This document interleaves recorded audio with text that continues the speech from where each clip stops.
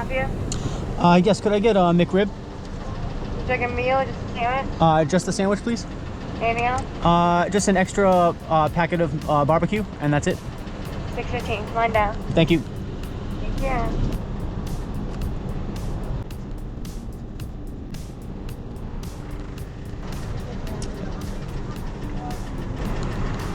Thank you. McRib? Yep. Okay, one. Thank you. We've got the bag. What's up, everyone? Mark here. I'm 42 years old, and I have never had a McRib. Now, love it or hate it, there's like a cult following for this thing. It seems to come and go all different times from the McDonald's menu. As I'm filming this in December of 2020, the McRib has just become available for the first time again in years. And by the time you see this video, it likely will not be available again anymore. But we're going to talk a little bit about what the McRib is and what other meats are that are similar to it. And we're going to make a version of this ourselves at home. Because you don't have to wait for McDonald's to come out with it in order to have a McRib when you want to have a McRib. So first we're going to give it a taste, and we'll go from there. All right, well, first of all, let's cut this thing in half, and ooh. This is going to be a messy taste test.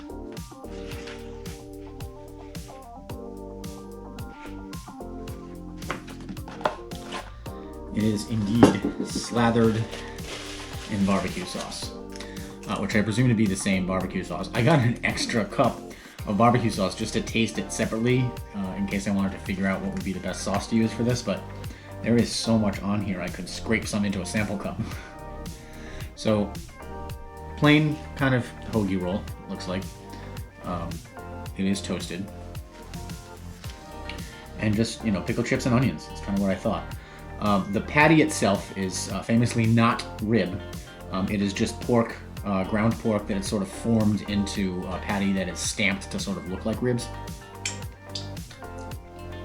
It's a kind of sweet, tangy barbecue sauce. Pretty plain, middle of the road.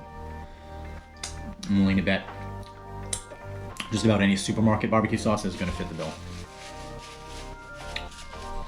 But yeah, this is just a little formed meat patty masquerading as ribs.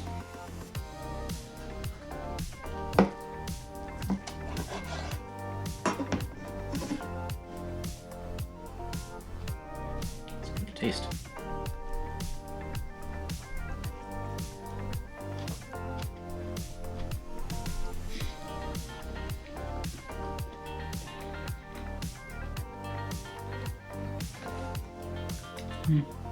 It's all right. I mean,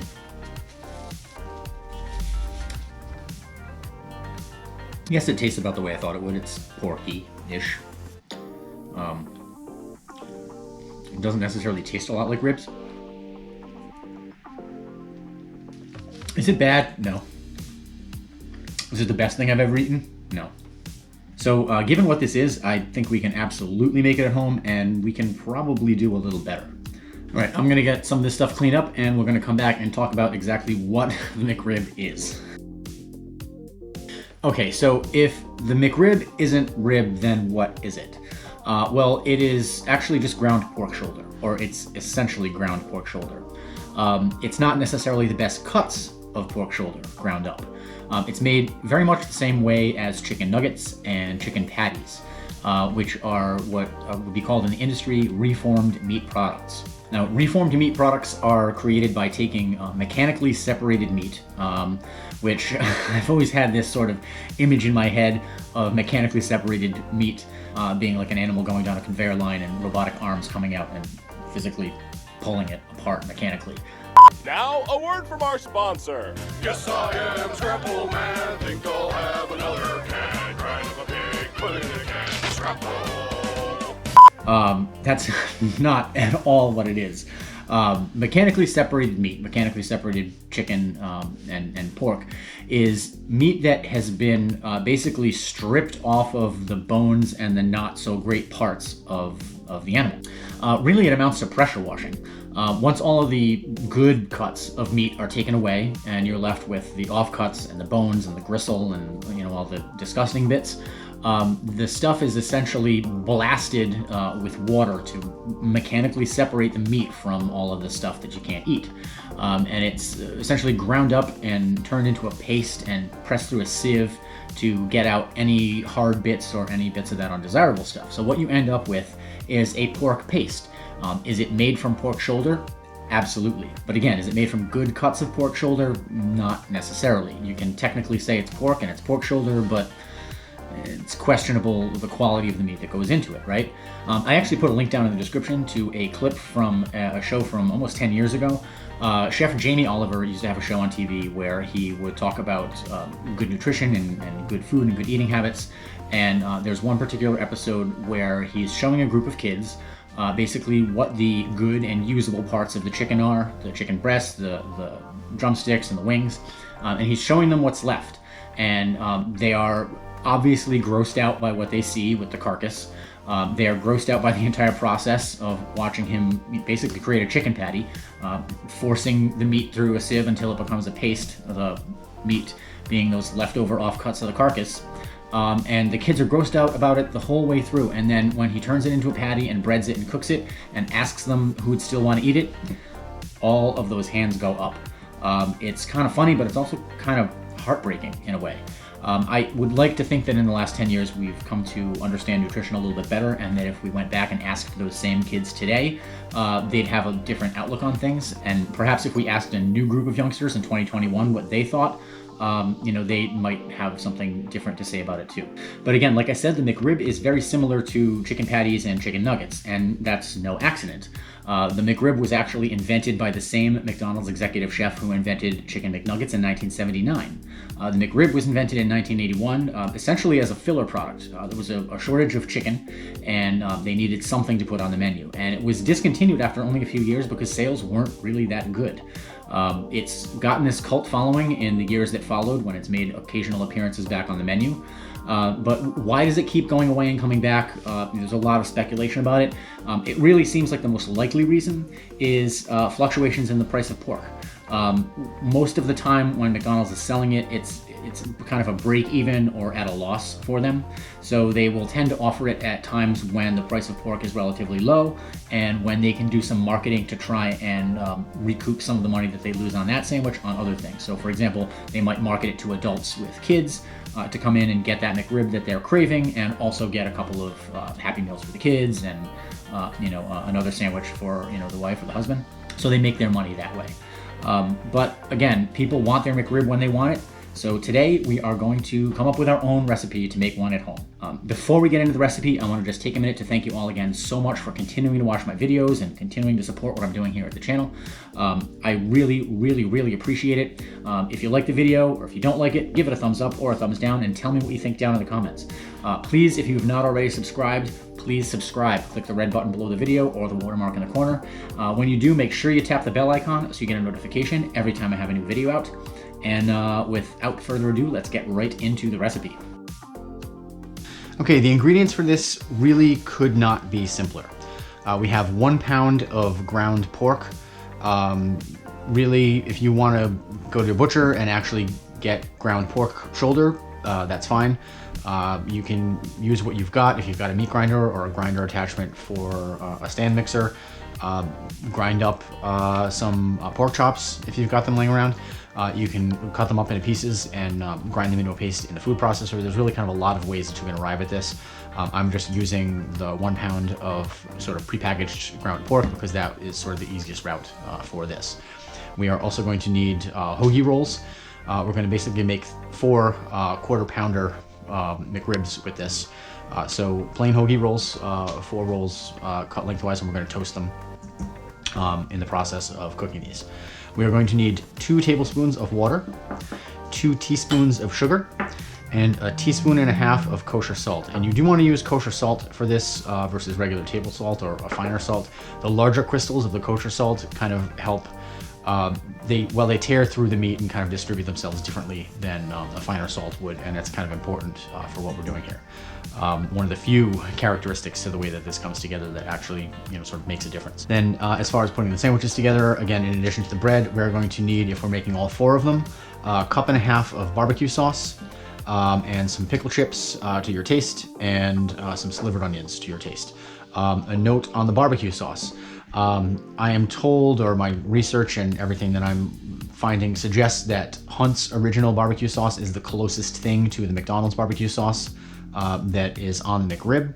I could not tell you that, to be honest. My supermarket does not have Hunt's, and I didn't want to go to a million different places just trying to figure this out. So of the store-bought barbecue sauces that I have, Stubbs Original is the one that seems to be the closest, to my tongue anyway, to the barbecue sauce from McDonald's. So that's what we're going to use here today. You can absolutely make your own barbecue sauce as well. It's a ketchup-based, tomato-based sauce.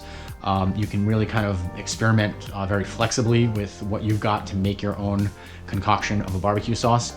But if I were doing this and making it from scratch, I would basically take a cup and a half of ketchup, and I would supplement that with a couple tablespoons of molasses or so, maybe a little bit of cider vinegar to add the tart, maybe a little bit of sugar or brown sugar or corn syrup to add the sweet, and spices to my liking. Garlic powder for sure, maybe a little bit of chili powder, black pepper, maybe a little bit of salt, completely up to you. Might even want to throw maple syrup in there if you want to go for a maple flavor. Again, not necessarily traditional to the McRib, but again, make what you like here. Today we're going to stay pretty basic. We're just going to use the store-bought sauce, and we're sticking to something that is closer in style and taste to the McRib. So all we are going to do here is add the water, the sugar, and the salt to our pork, and mix it all together into a paste. Now, normally when I'm doing something like this with meat, like meatloaf, I say don't overwork it and be careful and be gentle. In this case, the objective really is to turn this into a paste. So don't be afraid to work it too much.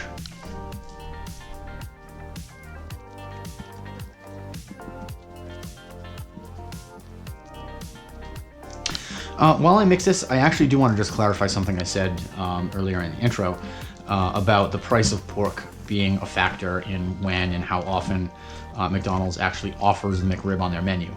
On the surface, that might not make a lot of sense, right? Because, the price of pork is kind of determined on the fly by demand, and, how could McDonald's possibly plan for when to, make and sell the McRib based on the market? Well, the fact of the matter is, once they've, bought the pork and manufactured their patties, they can remain in frozen, warehouse storage for months on end until McDonald's is ready to do whatever they need to do. So, at any given time, 6 months in advance, they can be preparing for the next launch of a McRib on the menu. And, it doesn't really hurt them adversely. And at the temperatures that they blast chill the stuff to and keep frozen, it doesn't really hurt the product either.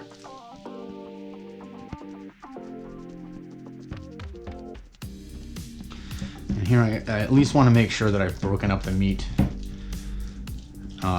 as it came out of the package, and there aren't any, intact chunks in there at the very least. But if anything, I am shooting to overmix this a bit. All right, now I am gonna just sort of cut into this and divide it into 4 roughly equal portions, and dose them out onto a sheet pan lined with parchment.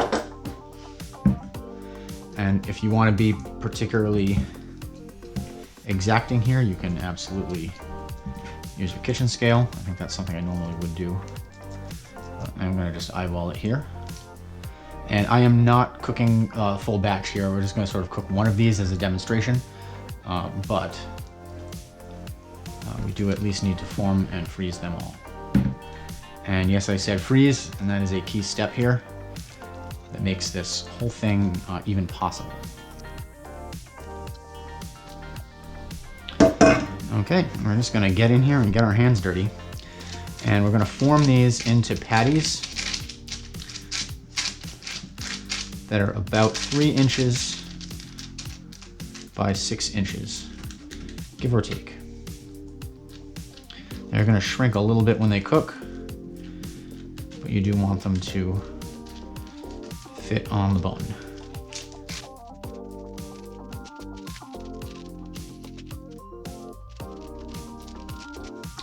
And the salt and the sugar and the water here are kind of what help hold this together into a paste, so that's kind of important.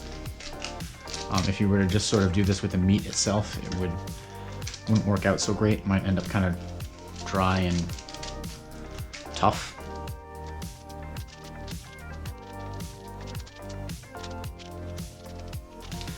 Okay, so these are all already relatively thin. They're mostly even. Could have done a little bit better there, to be honest. Now we're going to take, in my case, I'm just going to use the silicone handle of my small rubber spatula. You can use the handle of a butter knife, anything about the right size to form a little depression.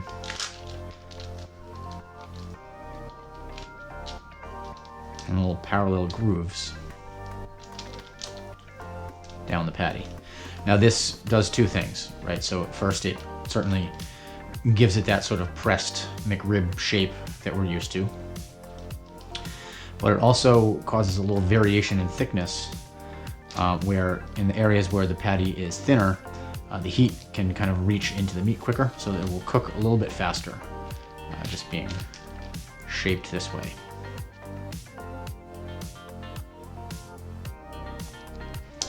Okay, now these are going to go in the freezer for at least 2 or 3 hours until they are frozen solid. From there, you can wrap them tightly in plastic and save them, and they'll last at least a couple of months as long as they're well sealed. Likewise, if they're vacuum sealed. In fact, that's what I'm going to be doing with mine, other than the one that I'm making as a demonstration for today. So then I'll, if I do like this, I'll be able to have a McRib whenever I want. All right, so these are going to go into the freezer, and we will come back when we are ready to cook our sandwich. All right, we are ready to make a McRib, or a MarcRib. So as you can see, this is indeed frozen solid. I'm going to get medium heat going here. You can add a little bit of oil to the pan if you feel like you need to, but you probably don't. I've got 80-20 lean ground pork here, so it should have plenty of fat in there to start rendering out almost right away. And it's frozen, so I'm not really worried about it burning.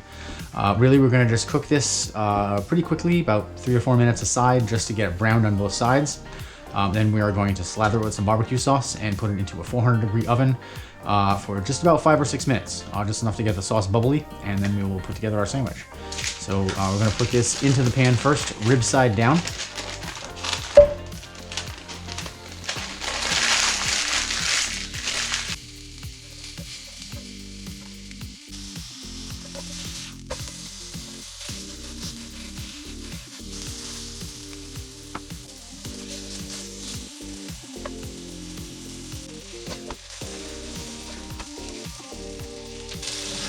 Okay, we're going to kill the heat there. Slide our MarcRib onto a little parchment lined baking sheet. A little bit of barbecue on one side.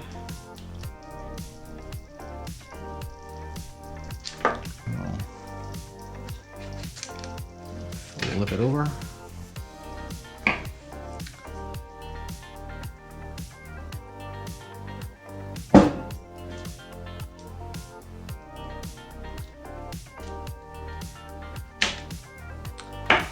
All right, this is gonna go into a 400-degree oven for about 5 or 6 minutes. We're just looking for the sauce to start to get bubbly, maybe thicken a little bit. While it's in there, we're gonna toast our bun.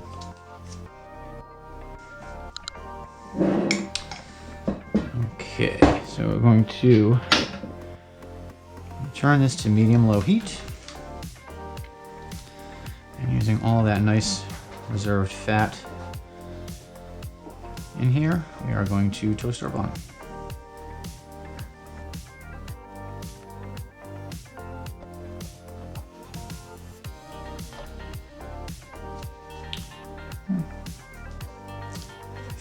We are good there.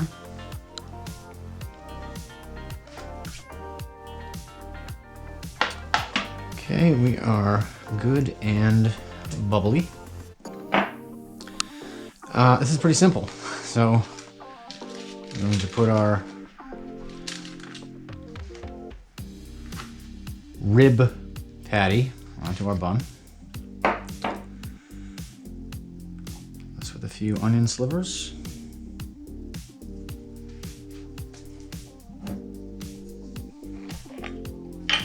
And pickle slice or 2 or 3.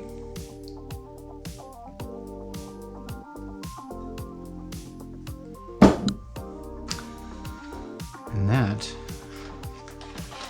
is it.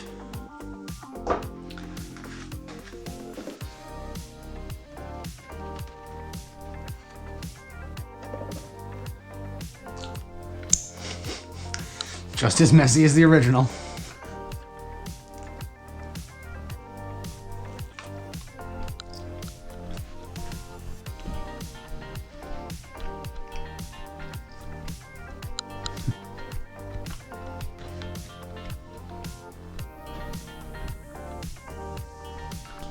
That is good.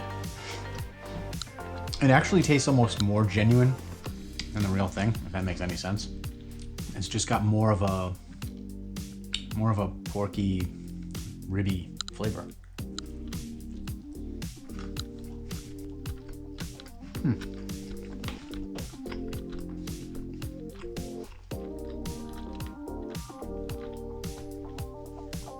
I am not mad at this.